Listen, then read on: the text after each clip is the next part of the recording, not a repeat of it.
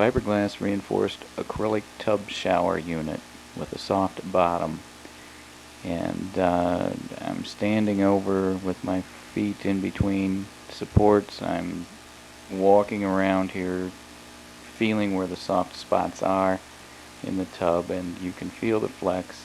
Where flex meets non-flex, it cracks.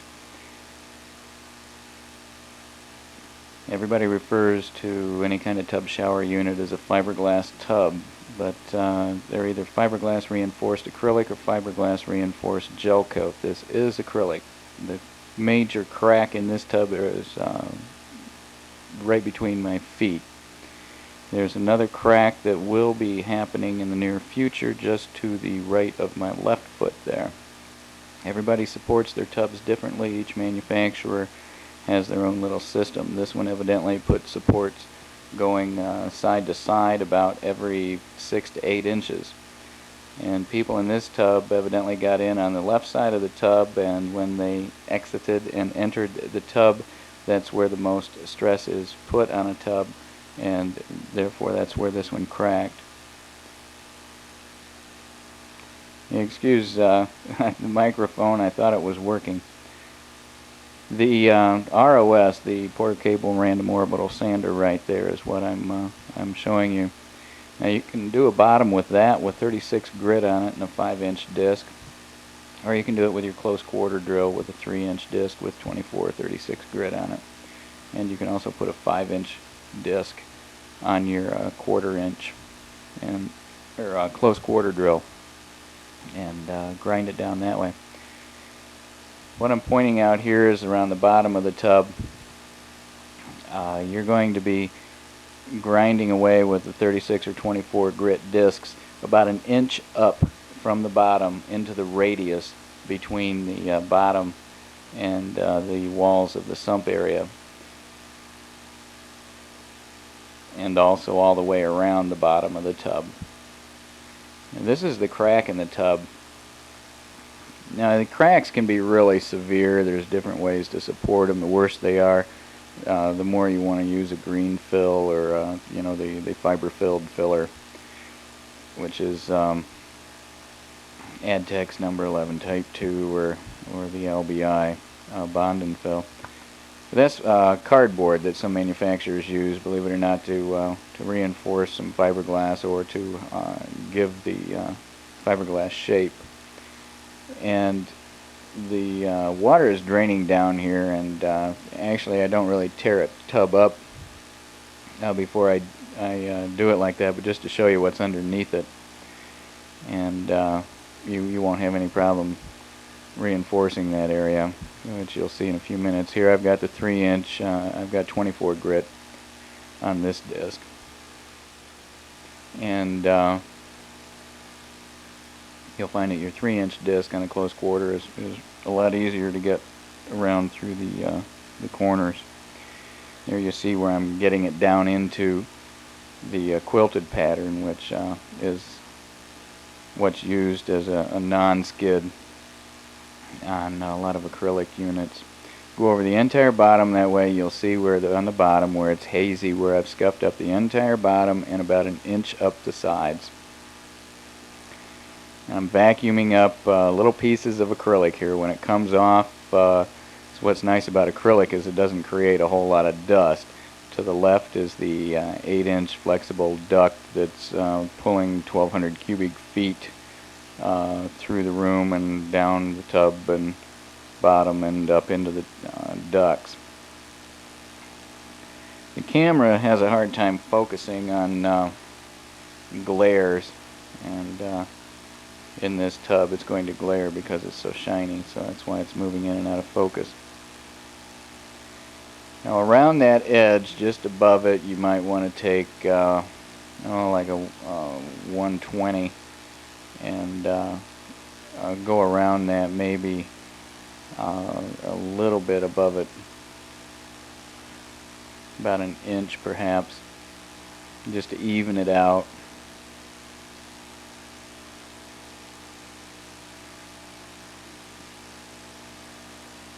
What you're going to be working with here is creating a bond for the polyester resins, which harden the fiberglass textile. Now you want to also be using a 320 grit to scuff up the walls of the tub, all 1/2 to 3/4 of the way up. That's because you're going to be blending in. This is the area that you're going to use to blend in your color. Now, since we're rebuilding the bottom on this tub, we're going to be using the mechanical bite system, and that's why this is going to be scuffed with 320. Now, your top coat, the Imron, will, or Diversified Advantage Plus, will cover up 320 scratches. So that's why it's not really necessary to go into a 400. Now you scuff it up, like I said, 1/2 to 2/3 of the way up where you're going to be blending in your color. And take all the shine of it off. And this ROS is going to save your hands and tendons and fingers and elbows over time. It's also going to save you a lot of time. Down around the drain is your weakest spot on any tub. You want to make sure, number one, that it is very clean. You want to make sure, number two, that it is scuffed up if you're not going to be using a primer. And whenever you're doing a bottom job, you will not use a primer. I'm showing you here using 220 grit, going around and scuffing it up and trying to get it down underneath the drain shoe as far as possible. After I get done with the 220, then I'll go over it again with 320. Again, you want to make sure that it is clean if you're just going to be using a primer. If you're not going to be using a primer, you want to make sure that you scuff it up very good. There is no shine there. 320 grit. Do not leave it with 220. You need at least 320.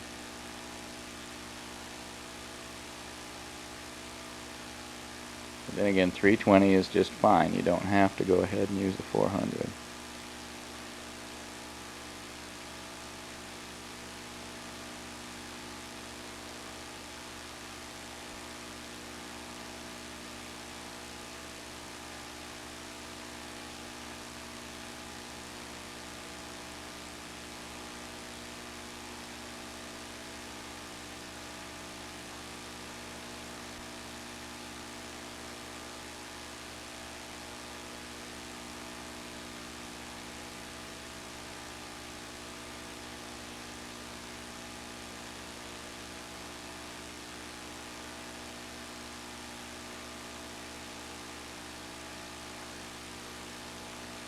What I'm pointing out to you here is that since there's a hole there, you're going to want to be filling that in. Otherwise your glass will just droop down into it. So you want to fill this area in with a bond and fill or a fiber-filled filler. And there I'm using acetone to dry it and clean it. Dry it as much as possible. Never hurts to put a heat gun to it to help dry it as well. Now this is this in particular is Adtech's number 2 or number 11 type 2 filler. Very strong, very hard, very dependable material.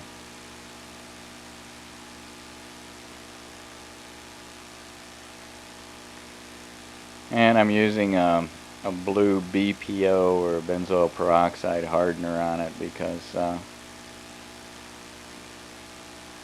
it's not white to begin with, so it doesn't matter, and it'll be covered up with the glass fibers. Usually you use a white, especially on repairs, because it's a lot easier to cover up in the greens and blues and reds that the BPOs come in.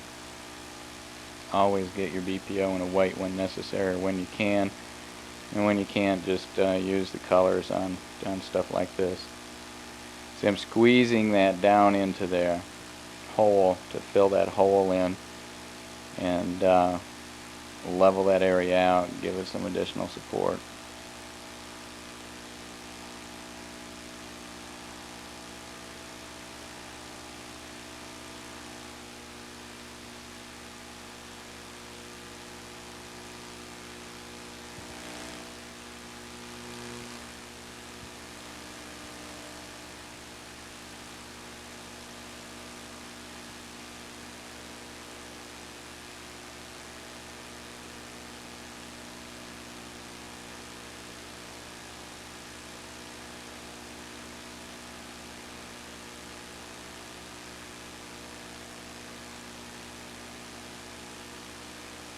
I'm not being very careful about how pretty this looks. You'll see later why. What I'm doing now is holding that part that sticks up in the air there in the front down while I apply heat to the material to speed up the cure, to kick it over. Putting the gun in an angle to help the solvents blossom off of the filler as it cures.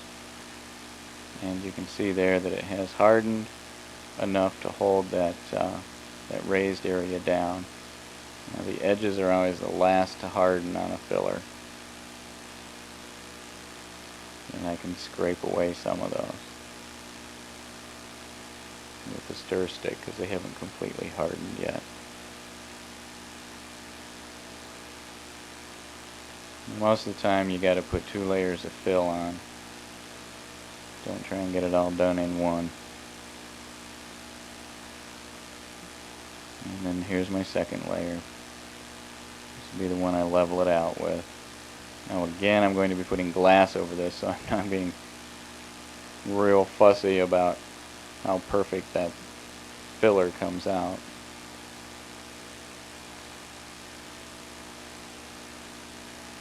I'm also not going to have to sand this filler because I'm going to put the glass down on top of it before it's fully cured. And since the filler and the glass or resins are both polyesters, there will be a chemical bond between that fill and the resin that hardens the fiberglass. Here I'm cleaning the bottom with acetone, making sure that all grease and dirt that may keep it from bonding is removed. Here's the 1.5 ounce mat.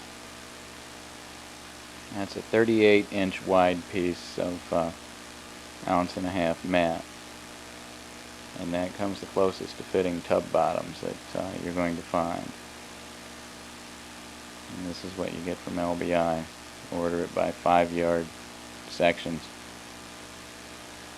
If you want, you can order it by the 100 pounds, or yeah, I think it's 100 pounds and 300 yards, or 300 pounds and 100-yard rolls or something, but that'd last you the rest of your life unless you're going to be making boats.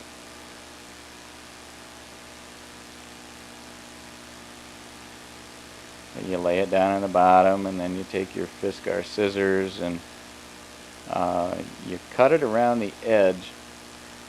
Your bottom layer is your whitest layer. So you want to cut this a 1/2 to 1/4 inch down from the scuffed area where you used your 24 or 36-inch grit. Remember when I said you come 1 inch up the sides? Well, you'll want to cut this 1/4 to 1/2 an inch below that. You want to leave room for your fill that you'll be putting on later to bond to that 24 or 36-inch grit scuff. Now this is why the acrylics are a little harder to do than the standard gel coated units, is because they've got these curved bottoms on them and makes them odd shapes. So it takes a little more time, a little more glass, a little more material to do them, but not enough to make a difference in the price.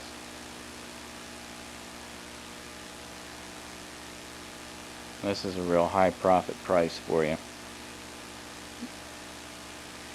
Your high profit job. This is my favorite job. This is the one I like to do the best. I get $395 to do one of these. Again, you can see here where I'm looking against the light to see where the scuff marks are. The 320 is where that's scuffed up the side. You can definitely see where the difference is between the 24-36 grit and the 320 grit on the sides. And again, just to repeat, the 320 grit is for bonding the top coat, and 320 and 400 are the best to use for bonding a top coat, with giving the top coat a mechanical bond or bite.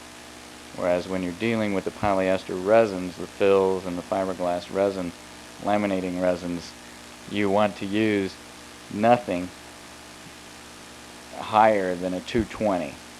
Nothing finer than a 220 grit. Now here I take just a razor blade and I work around the edge of the area where it's wrapped around the drain. A lot easier to do it this way than it is to try and cut around it with the scissors. And again, staying a quarter to half an inch away from the ending, the outside edge of the 320 grit. Now you don't want to use the 36 or 24 grit. You do not want to use your 24 grit or 36-inch grit up around the drain, because you're not going to be going over that area with a fill, and you are not going to be going over that area with the glass. You'll just be going over that area with your top coat. So you can see there, that is the approximate area, adding on half to a quarter of an inch where the 36 or 24-inch grit is used, and the rest of it, about halfway to 3/4 of the way up the sides, is the 320 grit. Now here I'm putting my second layer of 1.5 ounce mat, and I like to fold it in a straight line at its widest or narrowest point, depending on which one I'm going to be using, bringing that edge up, cutting it off there, and then trimming it up. Otherwise you end up with some real odd pieces. You can always save the scraps for, as you'll see me do, for working on other repairs along the way. And every once in a while, when I get a lot of scraps, I'll just use a lot of them on a bottom. As long as you overlap your 1.5 ounces by 1 inch, when you're butting two pieces up together, if you overlap them by 1 inch, then you're going to have a continuous structural strength there. Now you can butt them up edge to edge if you're going to be putting another layer on top of them. And here you'll see where I'm trimming that 1/2 to 1/4 of an inch smaller than the first layer. Now you don't have to be exact here, but 1/2 to 1/4 inches is a good guide to try and stick to. Some will be less, some will be more.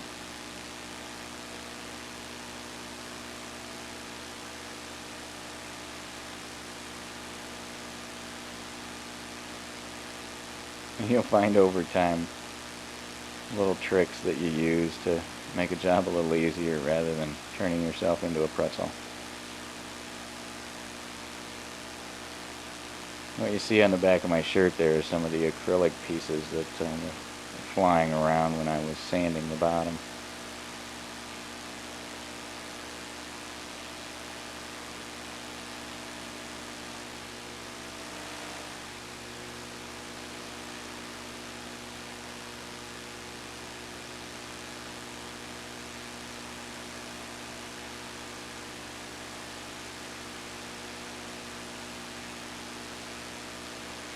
Now this is the boat cloth. This is what you're going to be using as the final layer. This is your 10-ounce cloth.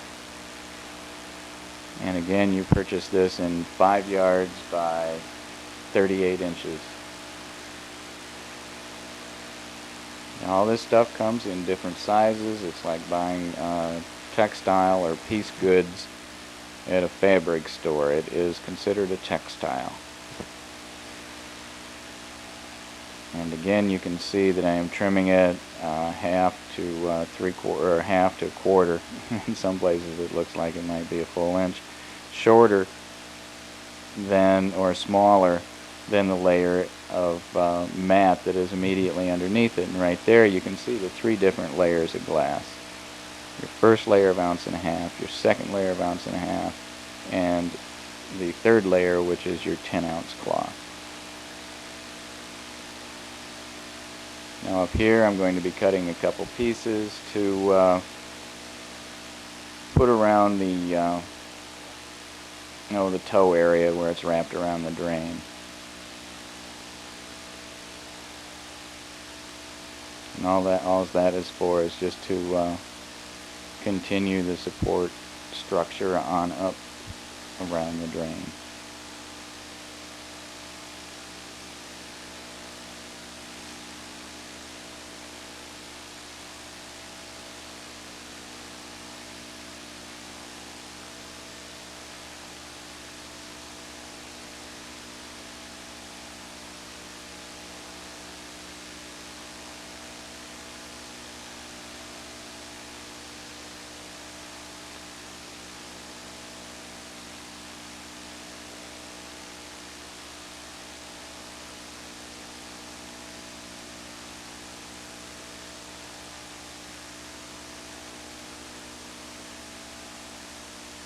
Here again, you can see that the bottom layer is a quarter to half an inch below the 36 or 24 grit scuff marks.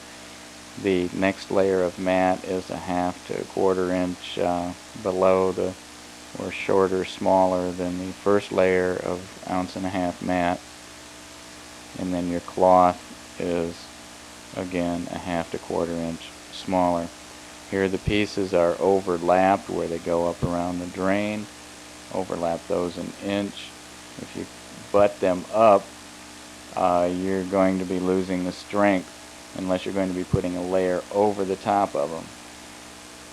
Now, when you do this with mat, when you put the resin into the glass, you can pull the mat. If you butt it up, you can pull the mat to where the fibers wrap over the butted joint between the two, the butted ends. But it's always good just to stick to at least an inch overlap on glass to continue the support on through the piece.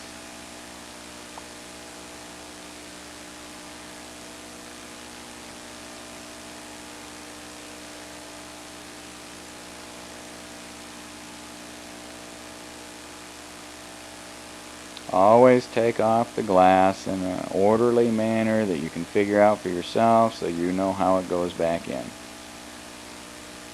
I end up there with my first piece on top, and I know how they go back in the tub. Now here I'll be mixing my resin. This is a general laminating resin. The best place, cheapest place to get it's from LBI. If you look around, you can find it a few other places too. But LBI is the best place I found to get it. If you need it immediately, you can probably get some at your local PB&E or even at maybe someplace like Kmart.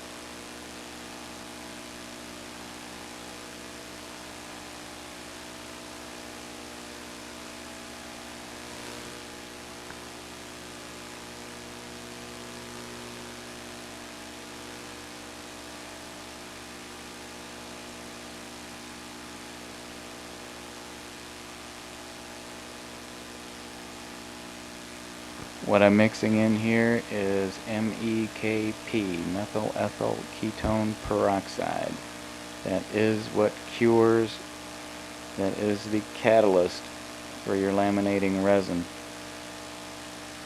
You put in about 10 cc's per quart.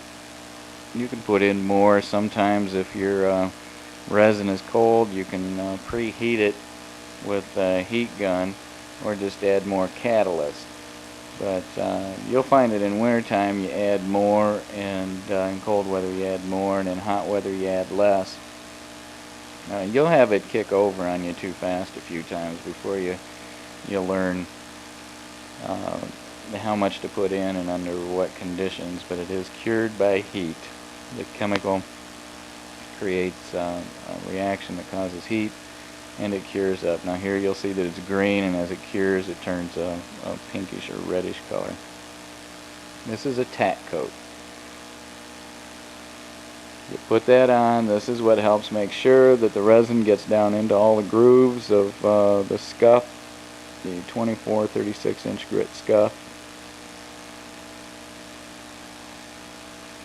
And on top of this you'll see where we lay the first layer of 1.5 matte.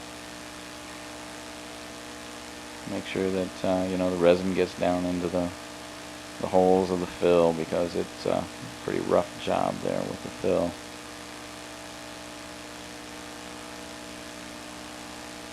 And you don't want to slop it around too heavy, so you want to be careful here. You don't want to run it down, because you're going to have to clean it up later. And once it hardens, it's usually got to be sanded off. Sorry about the back of my head here, but this is about the best angle we could get.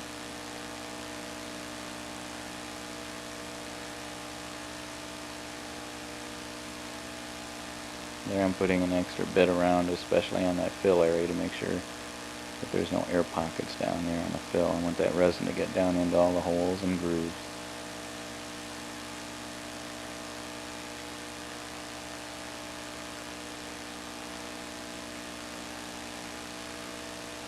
First layer of matte goes on.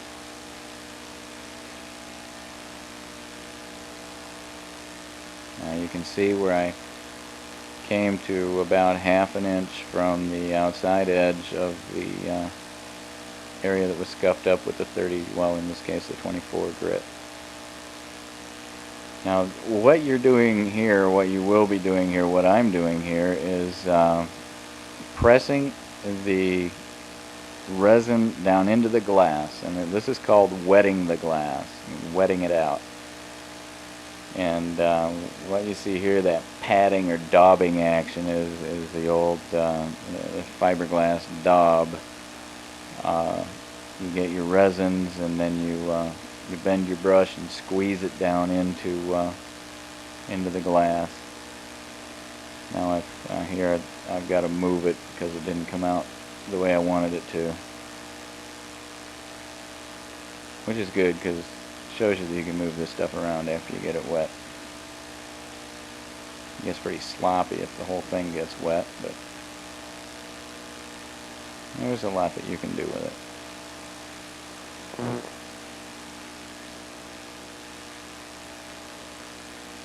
You can see where some of the tack coat is beginning to come through.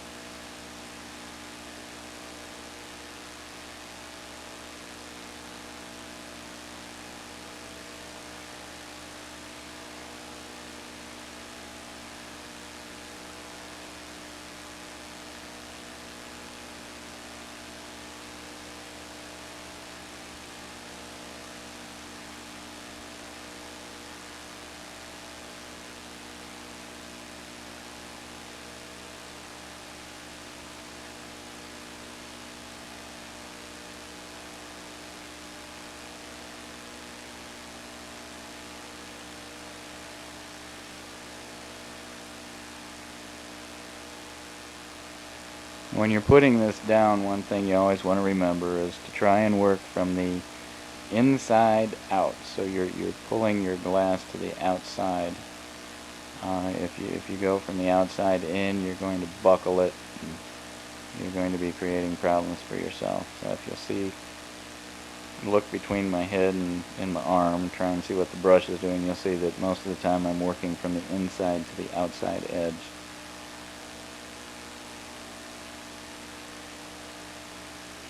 And you put this, you want to put this coat on pretty heavy.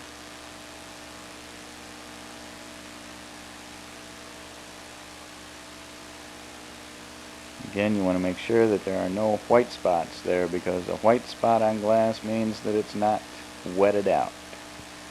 And if glass is not wet, it has no strength. The strength is in the glass, but the glass won't have any strength without the resin. More resin does not give it particularly more strength.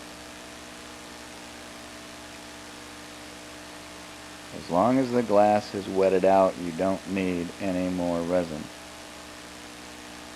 If you get the resin too thick, it can crack on you. You can also do that if you catalyze it too heavily. Now there's the second layer of matte, and then I'm going to be putting the layer of cloth right on top of that and wetting them both out at the same time, because that second layer is going to start sucking up some of the excess from the first layer.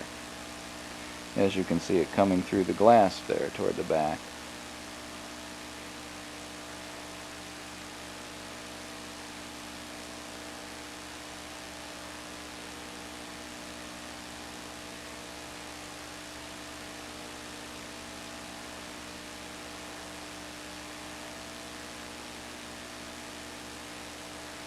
Again, here you can see the steps between the biggest one on the bottom, second biggest one in the middle, and the smallest one on top.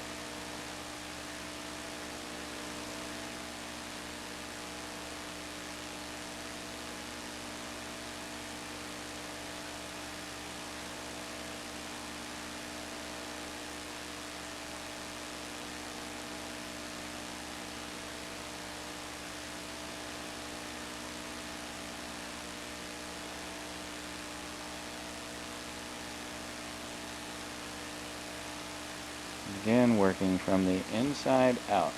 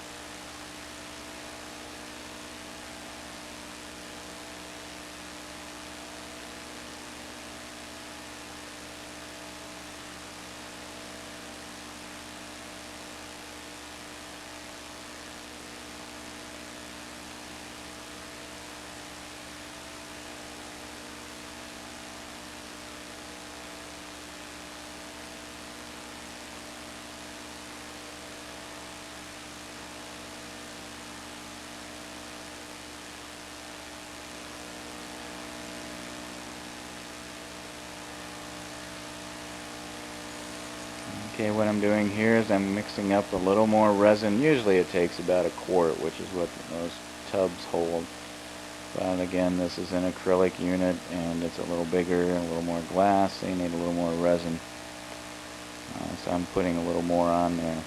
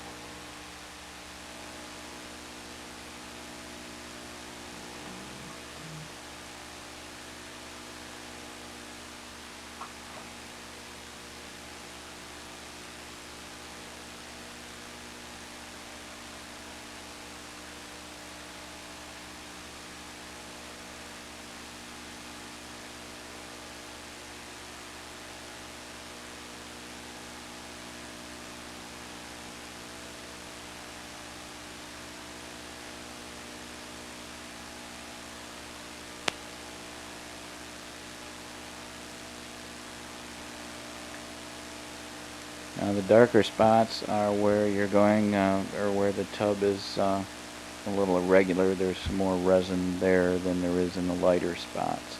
But those are not white. those lighter spots are completely wetted out. The glass is completely wet, but the resin, being a liquid, will settle into the lower spots.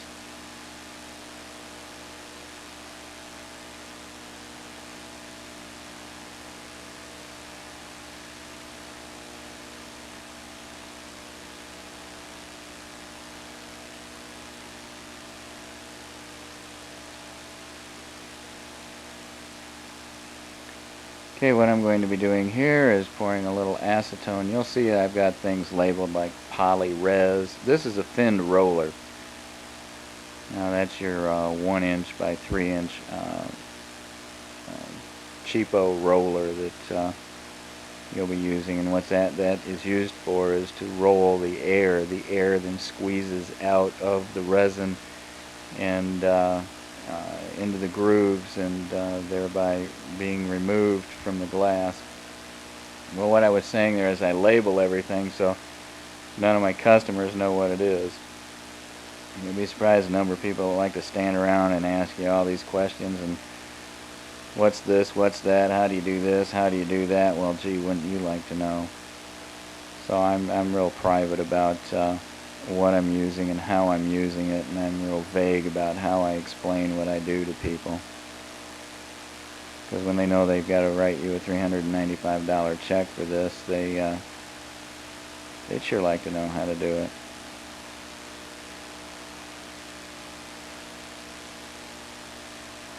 What you do is you take about 1 inch of acetone in the bottom of a can and dip your roller in it every so often.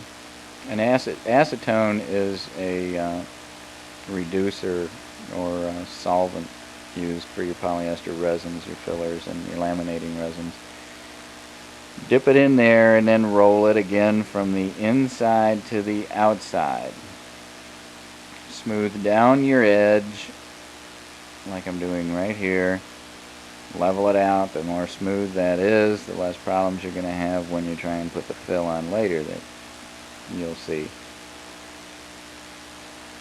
Now the edges of your roller can cut into your glass, so be careful in the corners.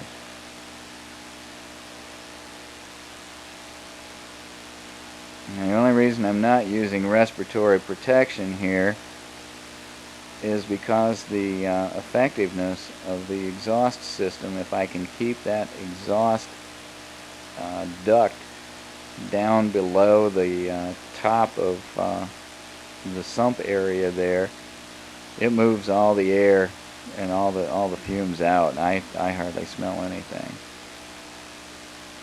Now here it's been completely wetted and rolled, and what you're going to do now is you'll be cleaning it up a little bit, but you'll see that it's going to begin curing, and there I'm pointing out that you can see through the 3 layers of glass into the filled area. You can see the quilted pattern. You can see the low spots where there's more resin than in the lighter spots that are a little higher. But you'll see that, especially with the reflector lamp on there, you can see that the bubbles have been removed. And also there's going to be splatters around the edge from your roller and whipping around there with that thing, and that's what I'm pointing out here. Pieces of glass and the resin splatters that you're going to have to clean up.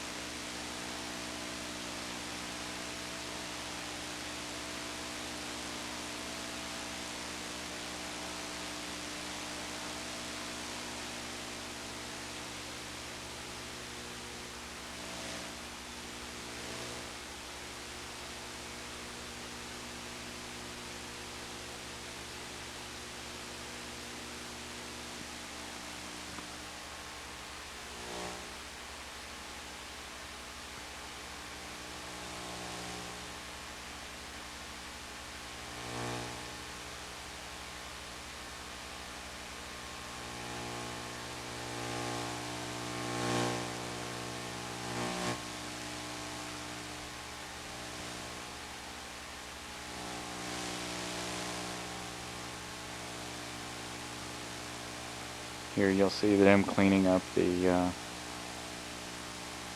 resin splatters and so on with some acetone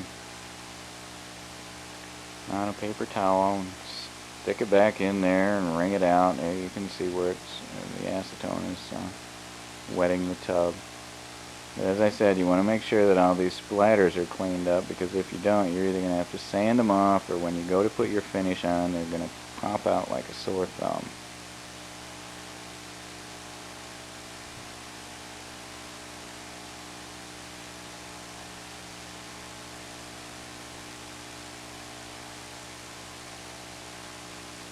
Okay, here is your Steinel heat gun, and you put that on high, and so what I'm doing is blowing all the air toward the exhaust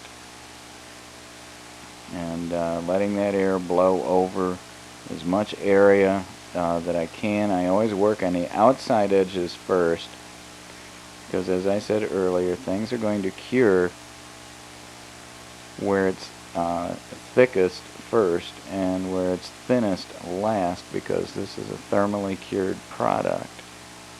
So there is where there's less material, there's less heat.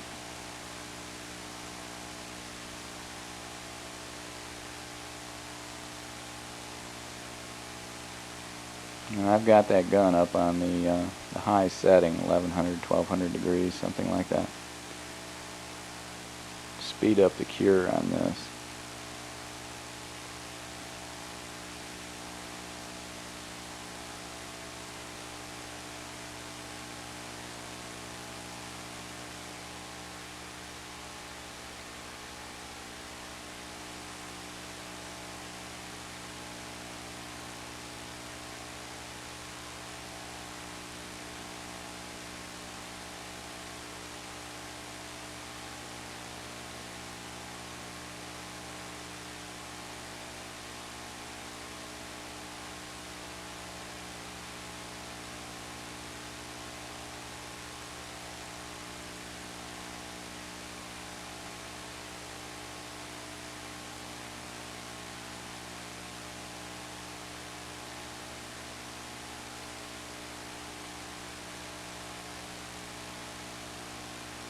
Next process is to put the white fill on, the AdTech number 14 in this case, with the reducer. If I was going to be using LBI's Snow White, which is cured with MEKP, I could thin it with the polyester laminating resin, which is cured with the MEKP. But AdTech's filler is cured with BPO and benzoyl peroxide.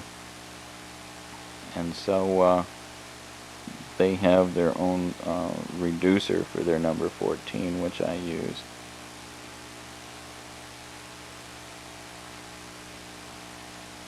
Again, I'd probably use maybe quarter of a can here, quarter of a quart.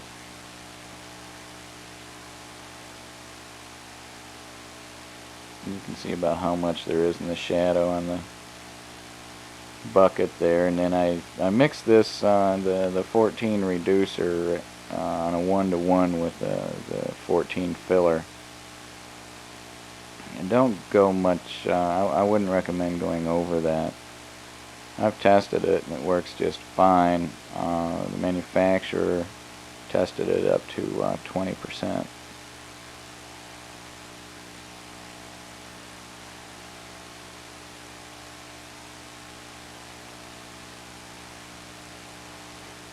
Now when this stuff cures up, when you're using the reducer like this, it cures up with a pretty heavy tack or a sticky feel to it, and that's because you know, the resin is rising to the top.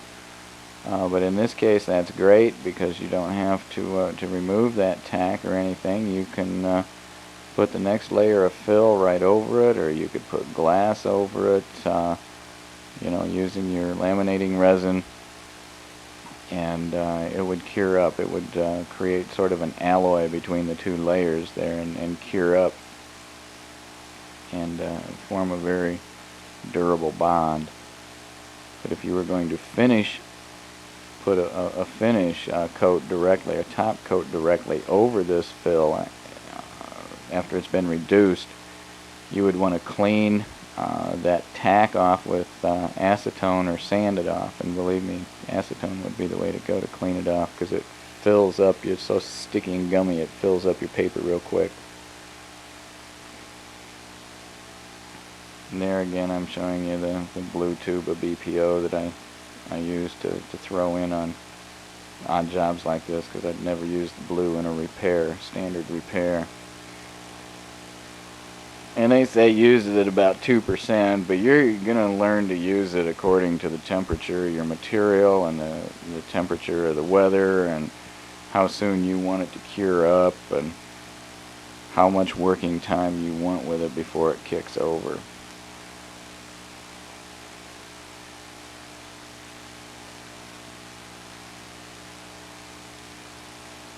So I end up with about 1/2 quart of material here. 2-inch chip brush. You don't want to use a brush that you got to clean out. Just get the cheap ones. Get these from LBI that you can throw away when you're done. Brush it on. It's sort of a self-leveling characteristic to it. You want to put it around the edges so your rough areas are filled in. Your pits are filled in. This stuff runs down into the pits and fills them in. Trying to do this with a spreader is pretty much of a nightmare. And you can thin it out like this. It works wonderfully. Much easier than trying to spread a standard fill with a spreader into those corners. Now the purpose of this is to again level and fill out the pits and irregularities in your glass. It is not to add extra strength to it. This is for cosmetics.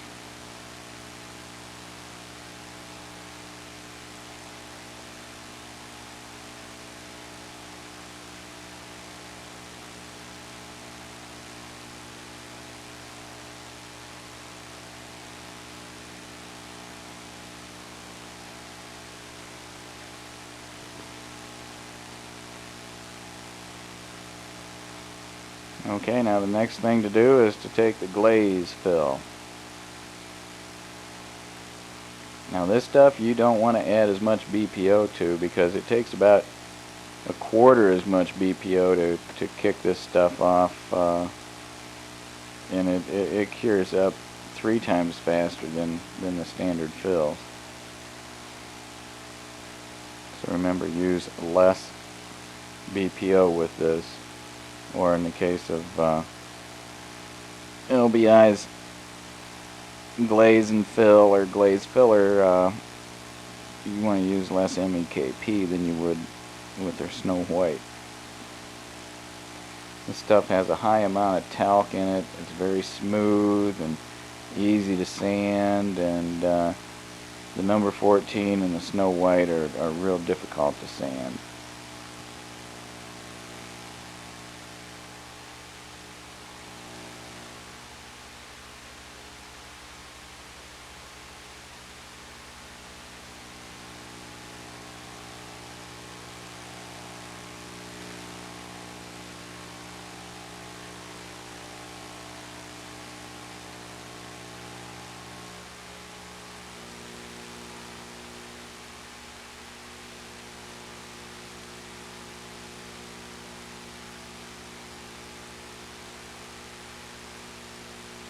And sometimes I scare myself by putting too much BPO in this stuff. Believe me, it kicks over real fast.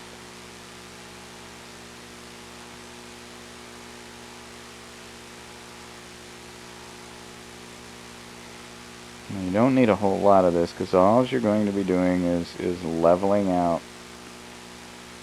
to a finer degree the white fill that you put on before. Now, don't get me wrong, that white fill does add structural strength, but that is not the purpose of it here. Adtex number 14 and LBI Snow White are some of the best fillers on the market. They extremely durable, extremely tough material. Aerospace and marine grade fillers. Not your average Bondo that you buy at your corner Kmart. I wouldn't use Bondo.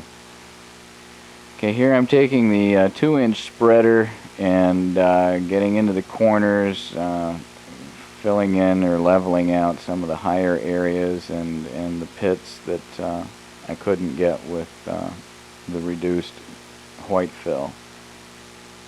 I get the edges first because those are the most important areas to get. Those are going to be your hardest to work with. I'm trying to work as fast as I possibly can because this stuff likes to harden up real quick.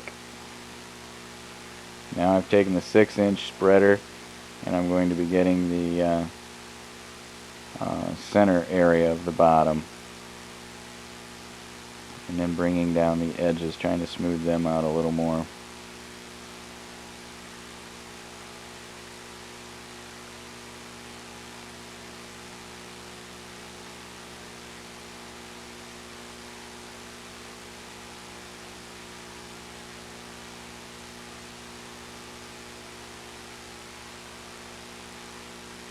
This is another application where more is not better. This is just to level things out.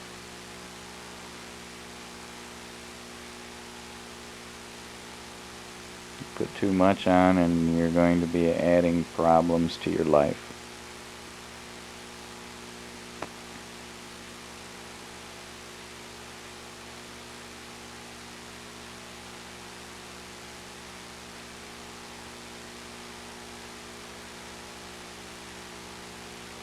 Okay, now since I'm using the heavy-duty exhaust fan on this, you can see the dust coming up the side of the tub there, and the amount of air that's being sucked across the bottom of that tub by the exhaust system is why I don't have to wear a fresh air supplied respirator in this case.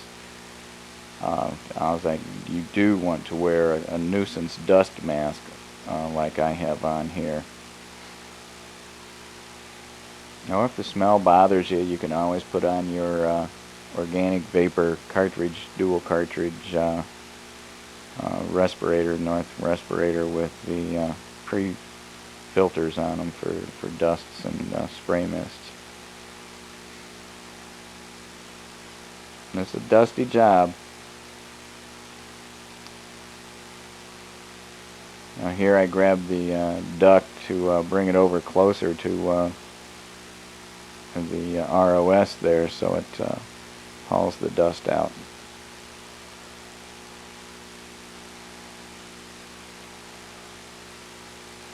You'll learn how to manipulate that after a couple of times.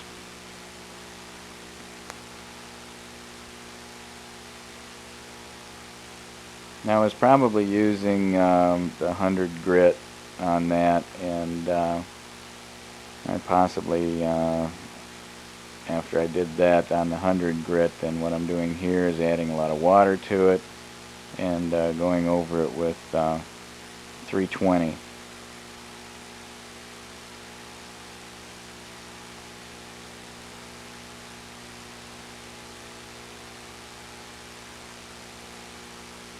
And what I'm doing here is rinsing all the dust down. After you go over the ROS, you can put 320 on your ROS and go over the bottom with that. Or you can put on 220 and go over the bottom with that. But do end up by going over everything with 320. And here I'm just throwing water all over the place, getting the dust down. You got to clean that off or it'll end up, when you're finished. Okay, you can see the different layers of fill down to the glass. Your darker is your glaze, and then the lighter is the other, the white fill, and then down to your glass. Now here, very important part, clean up. And you want to get rid of the dust. This is the final, one of the final steps before getting ready to put a finish on. You just want to clean all the dust up, and like I said, this is a dusty job. There's going to be dust all over the room, so don't be afraid to take the time to clean it up. Customers love a clean bathroom after you get done working in there. I know when I have people working in my house, if they don't clean up when they get done, I'll never have them back again.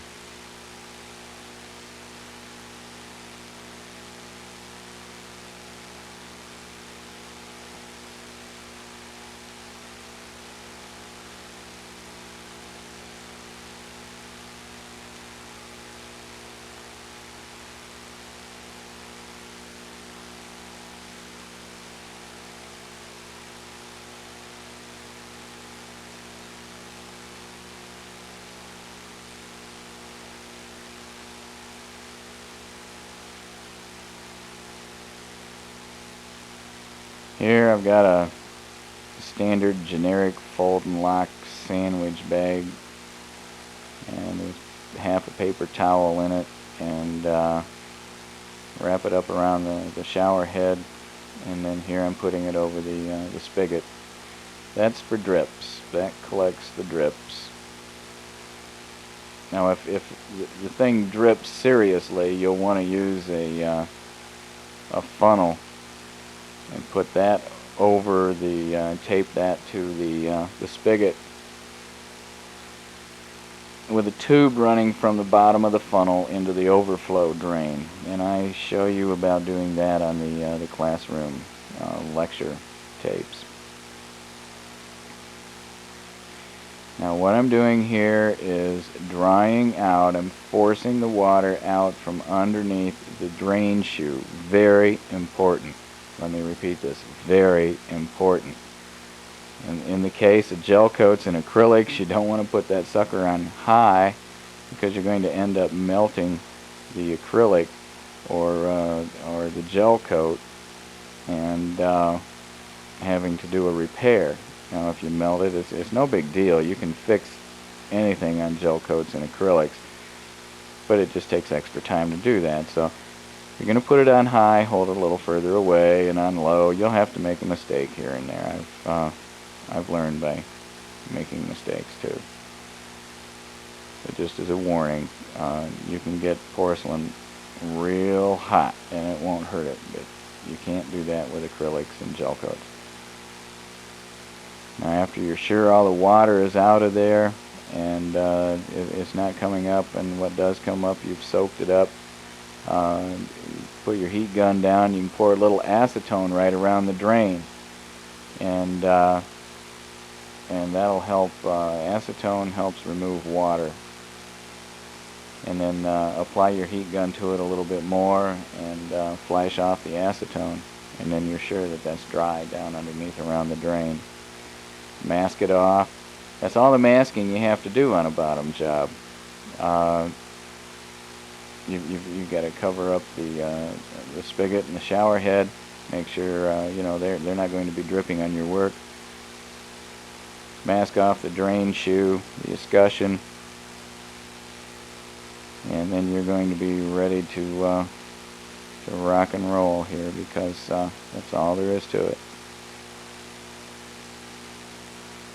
Again, here I'm pointing out the 320 scuff up half to 3/4 up the top of the up to the top on the side walls.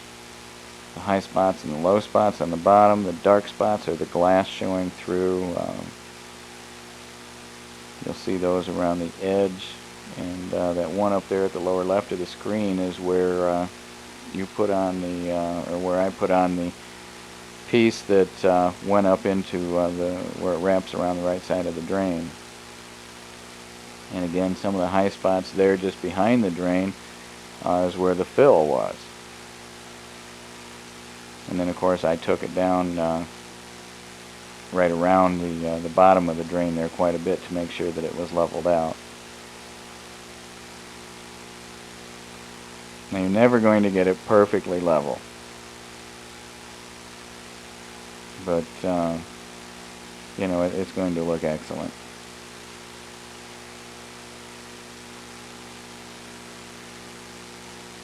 And this job never fails to impress people. They're real scared. Well, they're looking at $395, and you know, when I come in and do it, so they always are peeking in the door and everything else, but they're always amazed. Now here's the fun part, is trying to match the Harvest Golds. Some people have a problem with greens, and I'm one of those in the Harvest Golds. Some people don't. You know, I don't have a problem with whites, and I know some people that have problems matching whites, but you just use the secret of matching whites is some blue and some red mixed in. Harvest Golds and greens I'm not very keen on. But I started out with Kohler Harvest Gold.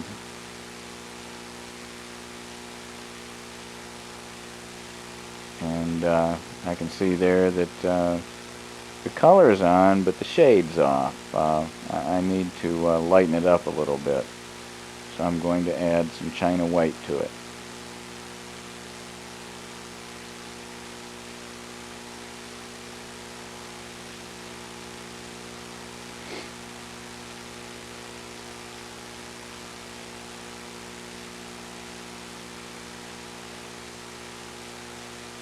And again, you learn after a while how much you can add and how much you can't add. I've been known to try and match some of these colors. There was a blue one time, took me 2.5 hours just to match. I was thoroughly disgusted. But we're getting closer.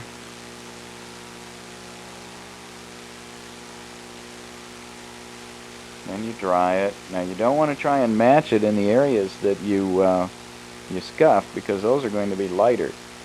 That's why I'm up there around the top, matching it on the unscuffed areas. And you also want to be careful when you're putting your top coat on acrylics, because it attacks, the urethane attacks the acrylic and crazes it. It puts little tiny cracks in it, so you want to do it in a place that is not obvious. And you don't want to leave it on long, and you don't want to apply too much heat to it. But it's pretty difficult to see. You've got to really get down there. But if you've got a dark color, like a raspberry on a Kohler unit you're trying to repair, and raspberry is real difficult to match, then you know you've got to put it in a place that's not obvious. Now it looks like I just might have made a match here.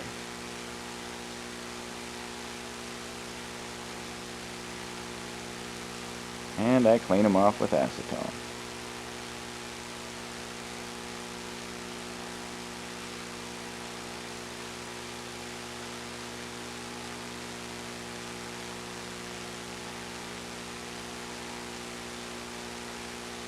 Now here I'm mixing up the materials, the top coat, measuring out 6 ounces of top coat is what I use for a bottom job. Sometimes I throw away about 6 ounces, depending on how much I use to come up with the match. You'll see I'm wearing the organic vapor respirator. And again, at this point, it would be good for you to be using a, well, there I measured about another ounce in there.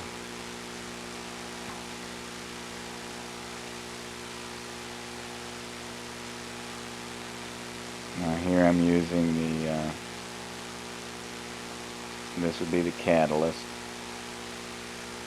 If I've got 6 ounces of catalyst or a little over, then I want to use on a 6, 1, and 4 base formula, I'd want to use an ounce of catalyst, a little over an ounce of catalyst.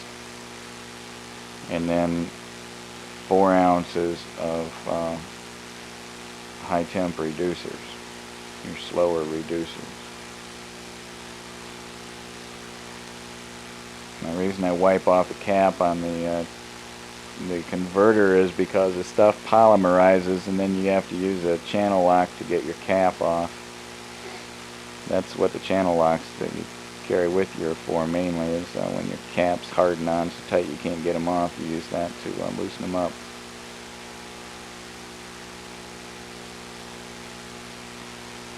And if I started out with 6 ounces of base material, I use an ounce of converter and 4 ounces of reducer.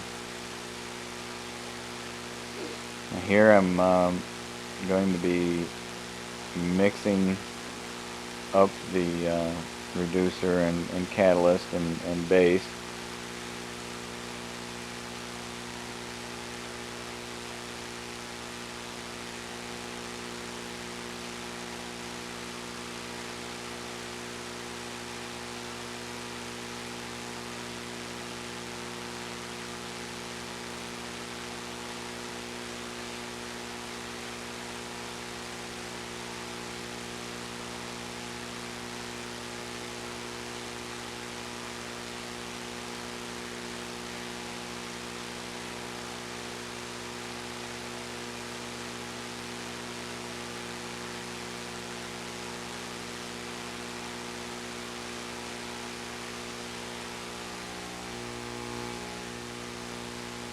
Now here I'm measuring out 2 ounces of the mixture.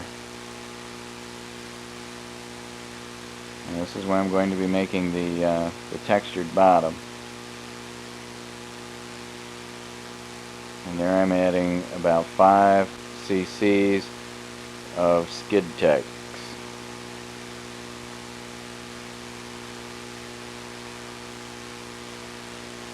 The texture that best place to get its diversified coatings.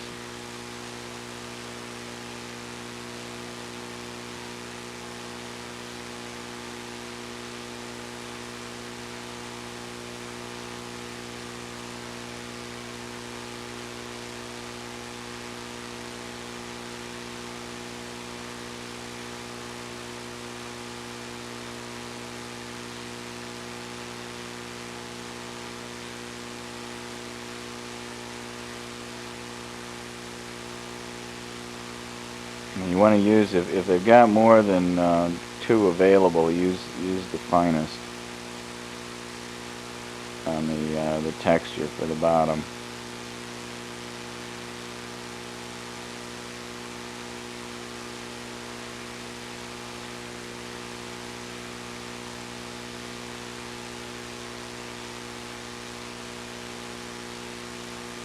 Now you do not want to mix up your mixture that you have your texture in with the mixture that you're going to be spraying on.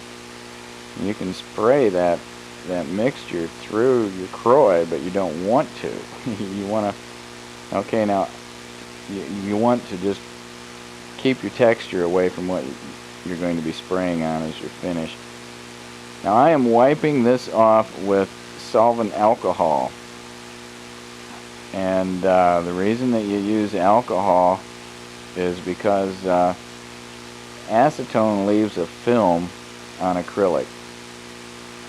So whenever you're cleaning acrylic before putting a top coat on, use the 100% isopropyl alcohol. Now here is one way of putting on the textured bottom. You use a 1-inch foam brush to go around and make your edge.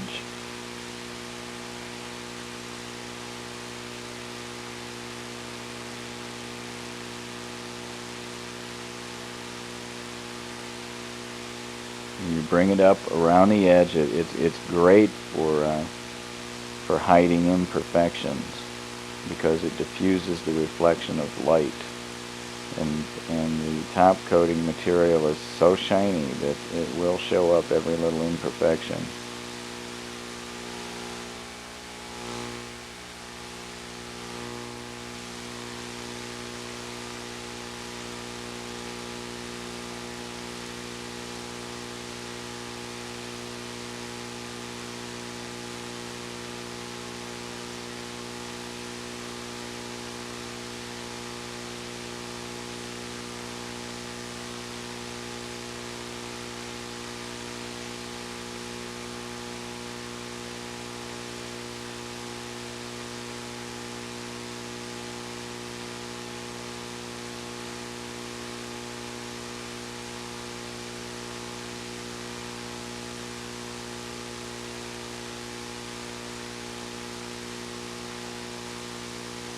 I think here we ought to congratulate the camera person for finding exceptionally difficult angles and doing a good job of getting into them to let you see how this is done.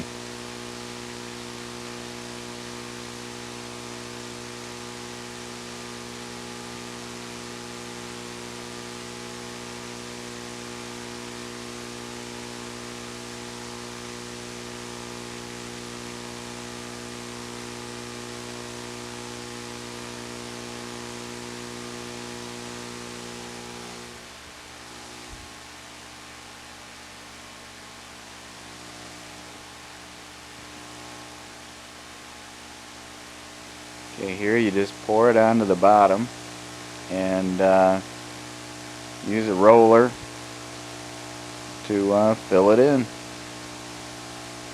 You'll learn how fast you have to do it and how much to pour on, when and where.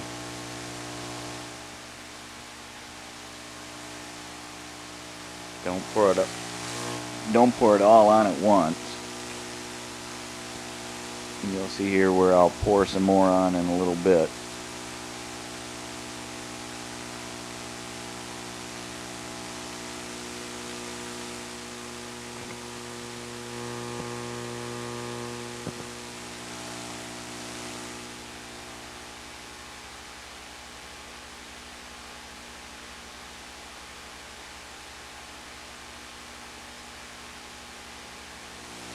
Here I'm using an open safety pin to remove a hair or something that's down in the bottom.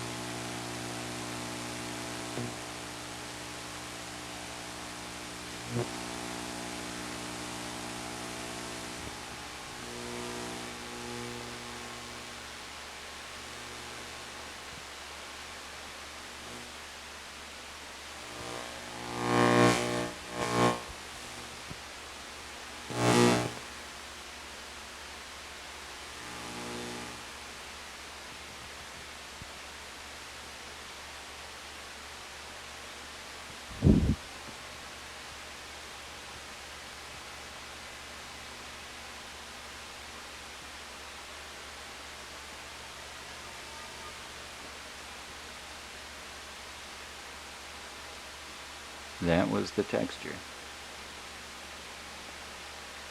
Here I'm getting the gun ready, and I'm turning it. Now when you're using the gun, you want to get your air nozzle or your fluid nozzle just about even or a little bit in front of your air cap. That's the best way to start it out.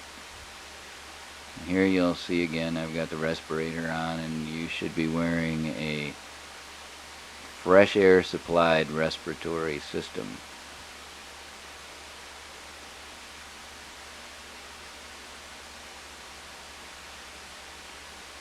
There I was pointing out that you should make sure that both of your locks are in place, because if only one is in place and you go to pick it up and you spill it, you've got a nightmare on your hands. There I'm just making sure that everything's tight, everything's in place. There I'm blowing some into the exhaust system.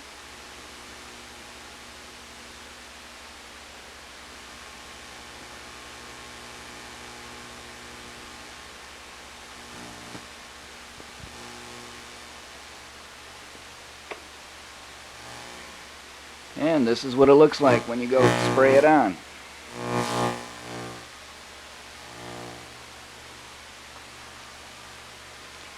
Blending it up around the edges.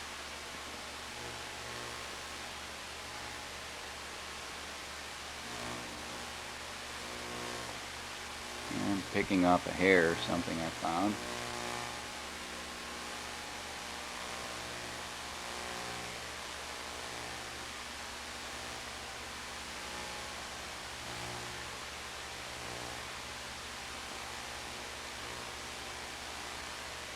Oh, maybe I was daubing up a run there. Now there you can see I'm going around the edge, picking up a piece of fuzz or pushing it into the coating. Now I'm going to go over the bottom.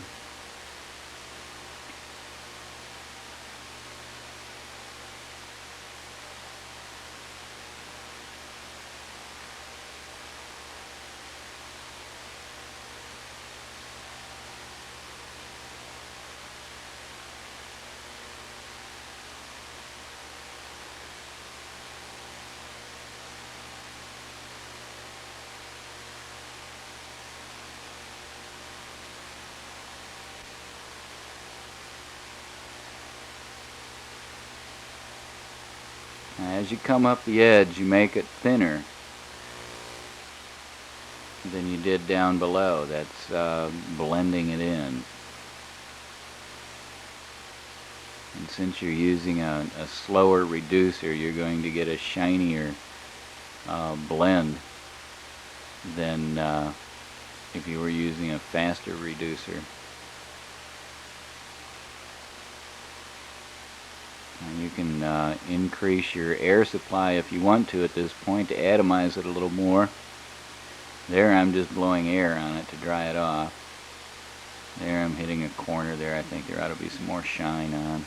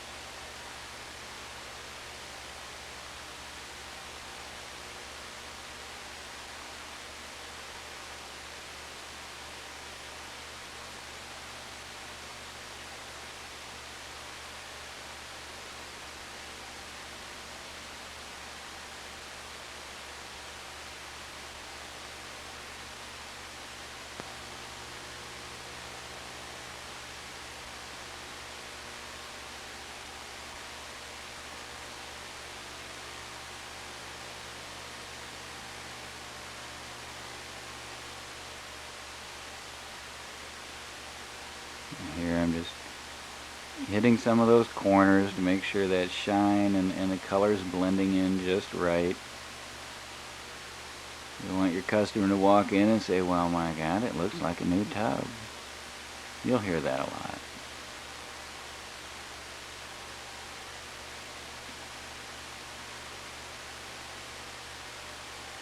Now before, when I started doing this, I'd use a blender at this point, and I'd mix a little color in with the blender and shoot that on. You'd have to really atomize the blender because it's a lot thinner than your coating. But if you use the high temp reducer, the 8595, you're going to see, well, the camera's having a heck of a time with this glare. You're going to find that you don't have to use the blender, especially if your color is well matched. But if your color's a little off, stick some blender in the pot there with a little a color to it, and blow it on right on the edges, and then you can blend in your colors that way more. Now see, there was quite a bit of material there that I threw away.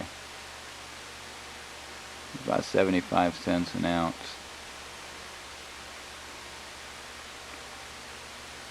But gee, I had to throw away $5 worth of material, you know. Well, I only made $390 on it then.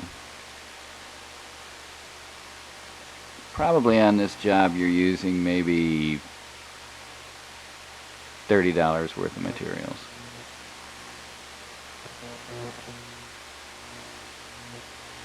There I put some of the 3602 lacquer thinner into the pot, about an inch. Sealed it up, shook it up, turned the air on down below, and then ran it through the gun. Here I'm going to wipe it out again.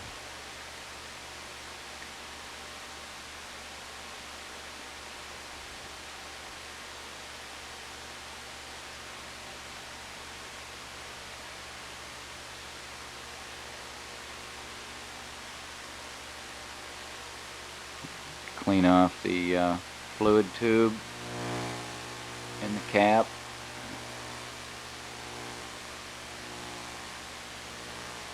Put another inch or so of the 3602 into the pot. Put it back together again, shake it up, turn the air on. Shaking it up gets it off the cap. Now I'm going to run it into the cup here until it gets a little clear.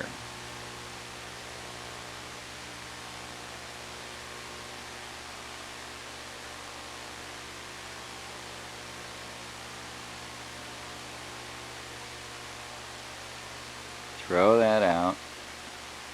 You want to run it through until you've got a clear or fairly clear mixture coming through your gun to make sure that everything's cleaned out of your tubes. If you don't clean it out good enough, you're going to leave some stuff in there, and then you start running a new mixture through there, and all of a sudden it's going to start coming out the end of your gun, and you're going to wonder what happens. Then you got to take it all apart and run a brush down through that thing to clean it out, and that is no fun when you're tired. You want to go home.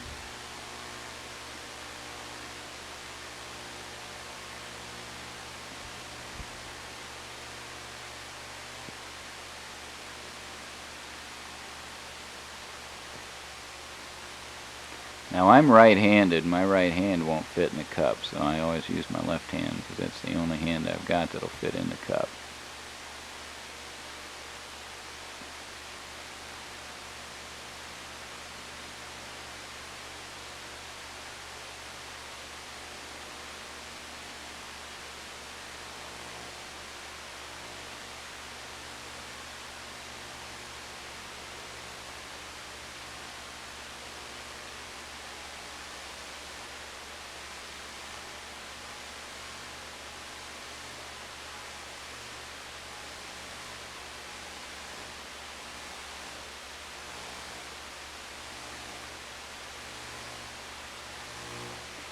Here I'm cleaning the gun off. You're going to get all sorts of gunk on your gun. Keep it clean.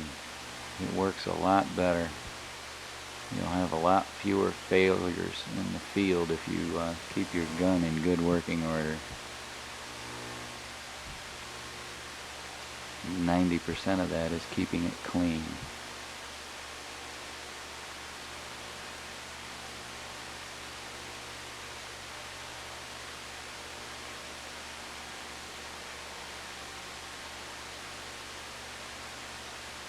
Always carry spare parts with you. I changed that tube. I forgot the name of it, but that little curly Q tube on the air cap there, or the cap or cup cap, and I always carry an extra one of those with me.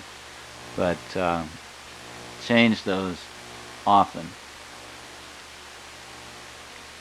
because things build up and your gun begins to change, and you'll notice all of a sudden you're starting to get runs and sags, and you can't figure out why. It's because there's been some subtle changes in the way your gun is operating, and you're not aware of it.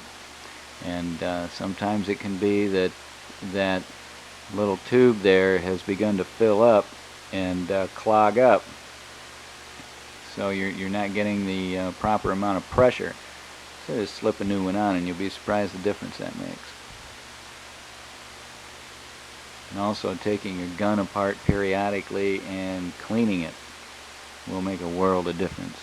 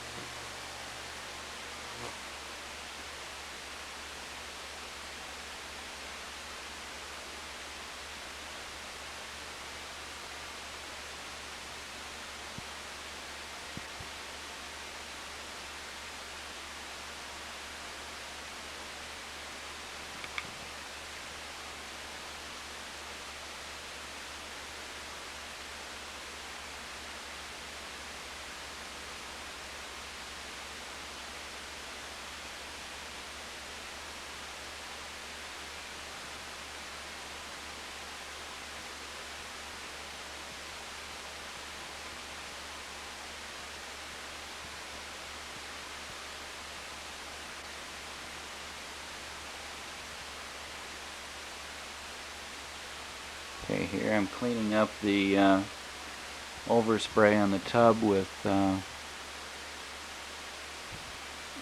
again, Again, this is acrylic, so you want to use alcohol. I usually use the isopropyl alcohol for all my cleanup work, regardless of whether it's porcelain or gel coat or acrylic. Here's your finished tub. What we've got here is the blower, the exhaust system, and I also have my dog here. It's Nahani. And what I want to do is talk a little bit about how to use this thing. This is the blower part number, or model number 4C831A that is found in Granger, and now maybe someplace else too, but at least I know that Granger has it.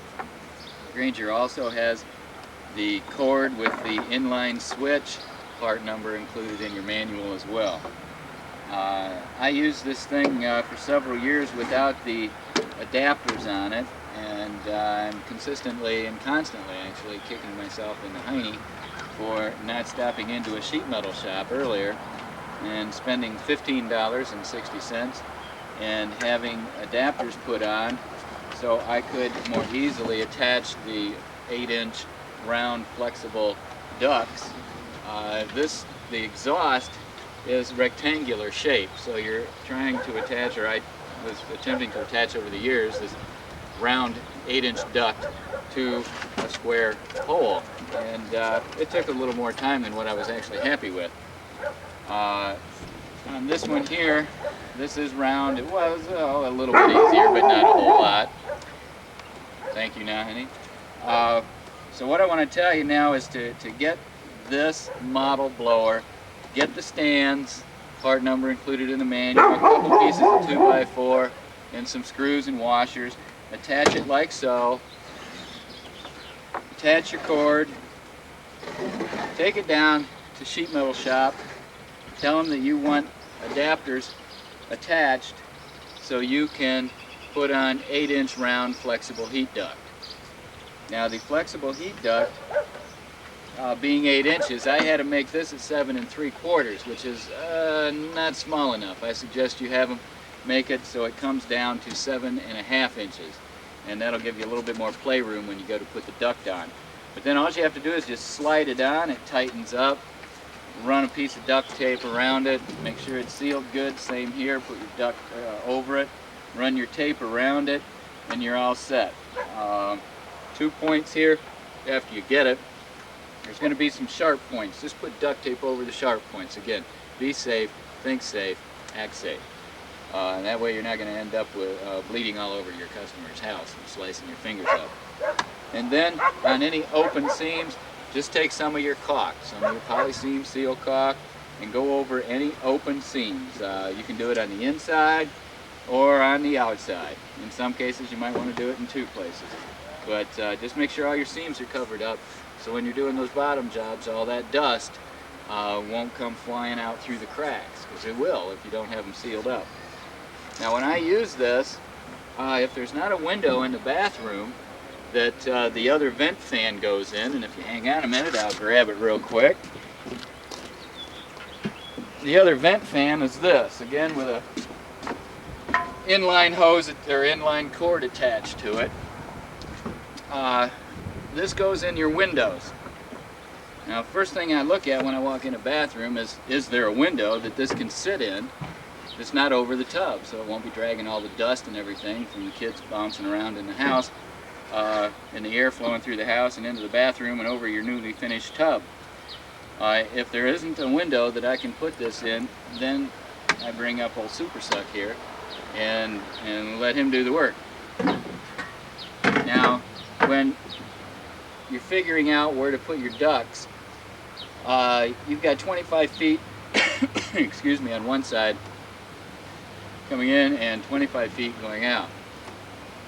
So you got 50 feet there to go from the bathtub to and another room and out a window. Now all you have to do is open up a window, stick the duct out, close the window down to the duct, and mask it off. It doesn't have to be absolutely airtight, it's not going to be, but just cover up a masking. If you've got an 8-inch opening in a window that's this wide, well, let's say it's like so, and a window goes like this, All you got to do is just run some masking paper into this area here, because the window is going to come down to the duct, and you would have this space here, say, just to mask off. That's all you have to do, nothing fancy, because otherwise this thing will, as it's pushing the air out the window, it'll suck it right back in. So what you've got to do is think airflow all the time. You've got to think that when I've got this thing on here, if I don't provide air, it's going to suck the wallpaper off the walls, because we're talking 1200 CFMs. This is more powerful. The system is more lightweight than any other commercially available system that we can transport in and out of people's homes. Any Fasco system or the fan system put out by Unique that has these, I don't know, I think they're like 14-inch ducts on them. That system and those systems are nowhere near this. Plus this system totals about 160 bucks compared to 300 and 400 on some of these other systems, or you can go up to 700 or 800 if you want. And they still don't move half the air this does. So you find a window in another room that you can put the exhaust out of. You hang this, your intake, up over the tub. And unless you're doing a bottom job, then you want to hang it down in the tub to suck the styrene and other fumes off of all the glass and resin down there that you're going to be using. And also when you get into sanding, so it sucks, this will suck all the dust out of the bottom of the tub. When I do a bottom job, I don't have to wear a mask until I spray it. Because even during the, well, I use a little dust mask during the sanding. But when I'm laying the glass down, I don't have to wear a respirator mask, because this moves so much air down in the tub and out that you don't really notice it that much. So when you're doing a refinishing job, hang this up higher over the tub so it doesn't suck the dust and the air down into the tub and over your finish and then out. You want it to grab the air as it comes in the room and then sucks it out over the tub, above the tub. So hang it from the shower curtain rod, or tack it to a wall, or tape it to the ceramic wall. Do something. I always take I've got a piece of leather strap that I use over the end of the duct, and then I can take the leather strap and hang it and tie it over the shower curtain rod, or just take some duct tape and make an X over. If the leather strap is going up, then I just take and make duct tape in an X so I can hang it wherever I want it.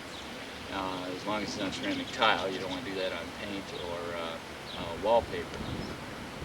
So you'll learn to adjust it with time. It's nothing to really worry about. It's just something you pay attention to, airflow. And you can take it out. I try and take it out the lee side of the house, so the wind doesn't blow it back into the house. It'll tend to take it away from the house that way, but wind changes and the availability of windows and doors always, you never know what you're going to run into. So I think that about covers it. All I want to say is that this system will take out 95% of fumes and dust, and that's going to be your best process. Fireplace. Good luck. Now, hello again. I was reminded I forgot a couple of things by my lovely camera person. I'll tell you a couple stories about using the exhaust systems. First of all, you want to provide air. You got to think, I got to feed this exhaust fan. I got to feed especially the exhaust, the blower. You have to feed this one too. This one runs about 800 CFMs. The blower is up there around 1200, and you have to feed it, because otherwise, like I said, it'll suck the wallpaper off the walls. One time I was in these people's house, it was spring or fall. I was in a hurry. I set up Super Suck, and I neglected to open up a window in another part of the house, or open up a door. I mean, just a half an inch. Open up a window just a half an inch, in another room or another part of the house or something. If it's cold weather out, open it up in a part of the house that's not going to flow through where people are living at, because otherwise they're going to lose all their heat. Because if the house is cold, you got to turn the heat up to 70 degrees. If people complain, just tell them, look at it, it's only going to be a couple of bucks worth of gas, but you've got to leave the heat up and you've got to feed the exhaust system, otherwise they'll fill the house up with nasty fumes and dust, and they don't want that for sure. So it's definitely worth a couple bucks worth of gas, or whatever form of heat they're using. Well, these people, this one particular day, were burning some wood in their fireplace insert, and they had the doors of it open. And I neglected to open up another window or another door, and the minute I turned this thing on, the minute I flipped this switch right here, I heard this yell, and I went out, and this thing had reversed the flow in the chimney. This thing will reverse the flow from a furnace. It'll bring air back down from the chimney just from a furnace, and bring the fumes from the furnace back into the house. And if there's a fireplace in the house, this will definitely bring, you'll smell smoke, because you'll be sucking air down from the chimney out the fireplace and into the rest of the house. Well, they had this fireplace insert going, and the doors open, and there were flames shooting out of the front of this thing, and ashes were filling up the living room, and there were sparks going across their, thank God, tile floor. And oh, what a nightmare that that ended up to be. But not too many tubbers get together, but when I do talk to tubbers and we start telling war stories, that's usually the one I tell in the first part of the discussion. But yeah, always remember, you have to feed these fans. So open up a window or open up a door, just a half an inch will do it, because if you don't, it's going to get air from somewhere, and it's better to feed it fresh air than air down through the chimney and through the furnace or through the fireplace, especially if it's lit or there's nasty ashes in it. So avoid the liability of that, and always think, I have to feed these because they love to eat air. So good luck, and hopefully I haven't forgotten anything. If I have, I'll be back.